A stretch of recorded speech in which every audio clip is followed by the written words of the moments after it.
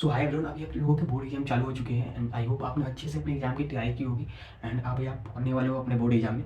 So basically ये video paper presentation के ऊपर होने वाला है। तो बोर्ड एग्जाम में अगर आप अपने पेपर को अच्छे से प्रेजेंट कर रहे हो तो आप अपने मार्क्स को यहाँ से यहाँ ले जा सकते हो। अगर आप अपने आंसर को अच्छे से अरेंज करके और अच्छे सीक्वेंस में लिख रहे हो तो इससे एग्जामिनर के ऊपर एक अच्छा सा इंप्रेशन पड़ता है, जिससे आपके मतलब पेपर अच्छा लगता है, फिर आपके नंबर कटने के चांस थोड़े से कम हो जाते हैं। सो मैं इस वीडियो में बेसिकली बताने वाला हूँ कि मैंने अपने टाइम पे अपने बोर्ड एग्जाम में पेपर कैसे प्रेजेंट किया था। सो चलिए देखते हैं। तो हमारे जो क्वेश्चन पेपर आते हैं उसमें 5 सेक्शन होते हैं, A B C D and E। तो सबसे पहले हम देखते हैं कि जैसे कि सेक्शन ए में आपके MCQ क्वेश्चन आते हैं, तो उसका आंसर आपको पेपर में कैसे प्रेजेंट करना है। तो MCQ आंसर में ऐसे होता है कि आपको ऑप्शन लिख देने से आपको नंबर ऐसे डाल देना है, फिर आंसर दे के फिर आपको ये ऑप्शन जो जैसे ऑप्शन सी आंसर है तो उसको ऐसे ब्रैकेट में करके डाल दो एंड उसके बाद जैसे ऑप्शन में जो लिखा हुआ है, मैंने एग्जांपल के लिए लिया है, तो ऑप्शन में जो लिखा है उसको आप लिख दोगे तो अच्छा रहता है। अगर आंसर कुछ ज़्यादा ही बड़ा है तो उसको आप छोड़ दो, बस केवल बस ये ऑप्शन ही लिख के छोड़ दो। अगर आंसर कुछ ज़्यादा बड़ा है तो बस ऑप्शन ही लिख के छोड़ो, बाकी आपको आंसर लिखने का कोई ज़रूरत नहीं पड़ता। ऐसे ही आपको 20 क्वेश्चन रहेंगे, 20 को आप ऐसे लिखना है और एक एक लाइन छोड़ देना, एक एक लाइन छोड़ देना, बिकॉज आपके जो आंसर सीट आएगा उसमें बहुत ज़्यादा पेज रहता है, तो स्पेस का कोई दिक्कत नहीं होता। तो अच्छे से स्पेस छोड़ के लिखना, इससे अच्छा लगता है। तो सेक्शन ए में आपको 20 रहेंगे तो इसे 20 को आप ऐसे लिखना, मैंने एग्जाम्पल के लिए 4 लिया था। एंड देन उसके बाद आता है सेक्शन बी आपका। तो सेक्शन बी में आपके जो रहेंगे वो 2 नंबर वाले क्वेश्चन रहेंगे, तो उसमें आपको आंसर लिखने होते हैं 2 नंबर वाले में।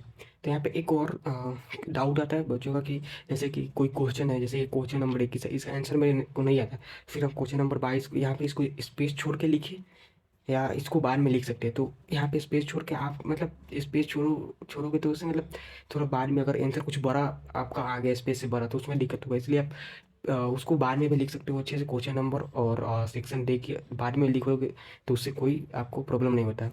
एंड बाकी आपको जैसे 2 नंबर वाला है तो यहाँ पे आप आंसर लिखोगे। एंड हाँ, एक चीज़ और याद रखना, जैसे कि आपका जब आंसर कंप्लीट होना तो यहाँ पे देखो मैंने एक पेंसिल से लाइन खींच दिया है। जैसे आपका आंसर यहाँ तक कंप्लीट हो गया, उसके एक लाइन छोड़ के नीचे एक पेंसिल और स्केल की मदद से पेंसिल से यहाँ पे आप लाइन खींच देना, इससे आपका आंसर सेपरेट हो जाता है। सेम चीज़ नेक्स्ट ऐसे फिर नेक्स्ट क्वेश्चन के साथ करना है। एंड बाकी मैंने एक एग्जांपल दिया है। हाँ। एंड बाकी सेक्शन में भी अब सेम आएंगे, जैसे कि ब्लॉग आंसर वाले आ गए तो उसे सेम आएंगे। तो मैंने यहाँ पे सेक्शन डी का लिया है एक। फॉर एग्जांपल ये एक क्वेश्चन था क्या SST के सैम्पल पेपर का क्वेश्चन नंबर 30 है, तो उसमें 30 का एक ऑप्शन था। तो आप यहाँ पे क्वेश्चन नंबर दे दो पहले एंड फिर आंसर यहाँ से लिखना है। तो सबसे पहले आपको लॉन्ग आंसर में पहले एक स्टेटमेंट लिखना है। क्वेश्चन जो दिया हुआ क्वेश्चन जो पूछ रहा होगा उसके बेसिस पे एक स्टेटमेंट लिखना है एंड देन आपको यहाँ पे पॉइंट वाइज लिखना है। और एक चीज़ मैं और बता दूँ, जैसे कि 5 नंबर का अगर क्वेश्चन है तो उसमें आप कोशिश करो कि 6 पॉइंट लिखो, और अगर 4 नंबर का क्वेश्चन है तो उसमें 5 पॉइंट लिखने की कोशिश करो, 3 नंबर का क्वेश्चन उसमें 4 पॉइंट लिखने की कोशिश करो, इससे सही रहता है। बाकी आप यहाँ पे जैसे स्टेटमेंट लिखने के बाद नीचे से आप अपना पॉइंट लिखना शुरू करो। ये 5 नंबर का क्वेश्चन था तो इसमें 6 पॉइंट लिखने की कोशिश करेंगे। तो मैंने यहाँ पे मतलब आंसर लिखा हुआ है। तो ये आंसर जब आप लिख दोगे पॉइंट, उसके बाद आपको पेंसिल से जो आपका इंपॉर्टेंट कीवर्ड होता है उसको अंडरलाइन करना, नहीं बोल रहे इंपॉर्टेंट होता है, इससे आपको जैसे कि कोई ग्रामेटिकल मिस्टेक है तो वो नहीं पकड़ में आएगा, बिकॉज जब आंसर से चेक होगा तो टीचर को मतलब ये अंडरलाइन देख के बस उसी को चेक कर लेंगे, तो जिससे आप अगर कोई ग्रामेटिकल मिस्टेक है तो आप उससे बच जाएंगे। ऐसे ही आपको फिर सारे फिर एक अच्छा सा गैप देना है एंड फिर नेक्स्ट पॉइंट को लिखना है। बस मैंने यहाँ पे एग्जांपल लिया था इसलिए मैंने 3 पॉइंट ही लिखा था। एंड फिर से आपका जब पूरा आंसर कंप्लीट हो जाए तो यहाँ पे देखो मैंने एक पेंसिल से एक लाइन ड्रॉ कर दिया है। पेंसिल और स्केल से आप लाइन ड्रॉ कर सकते हो। एंड आप देख सकते हो ये पूरा, 1 मिनट, हाँ पूरा आप देख सकते हो। थोड़ा वीडियो क्वालिटी भी मत जाना, मैं ऐसे ही रिकॉर्ड कर रहा था। तो मैंने अपना पेपर ऐसे ही प्रेजेंट किया हुआ था। और अब बाकी सेक्शन ई जो आएगा उसमें भी आपको सेम इसी जितने भी लॉन्ग आंसर वाले हैं उसमें भी सेम इसी तरह से आपको पेपर को अपने रिप्रेजेंट करना है।